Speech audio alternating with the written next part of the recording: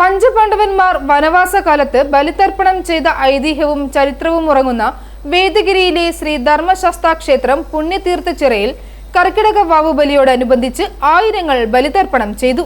വേദഗിരിയിലെ ഗുരുദേവ ക്ഷേത്ര പുണ്യതീർത്ഥച്ചിറയിലും ബലിതർപ്പണത്തിനായി ഭക്തർക്ക് വിപുലമായ ക്രമീകരണങ്ങളാണ് ഒരുക്കിയിരുന്നത്. പിതൃമോക്ഷത്തിനായി പിതൃക്കൾക്ക് ശ്രാദ്ധമൂട്ടുന്ന കർക്കിടക മാസത്തിലെ അമാവാസി ദിനത്തിലെ വാവുബലിക്കായി പുലർച്ചെ മുതൽ ക്ഷേത്രങ്ങളിൽ ഹൈന്ദവ വിശ്വാസ പ്രകാരം ബലികർമ്മങ്ങൾക്ക് പ്രത്യേക ഒരുക്കങ്ങളാണ് ക്രമീകരിച്ചിരുന്നത്.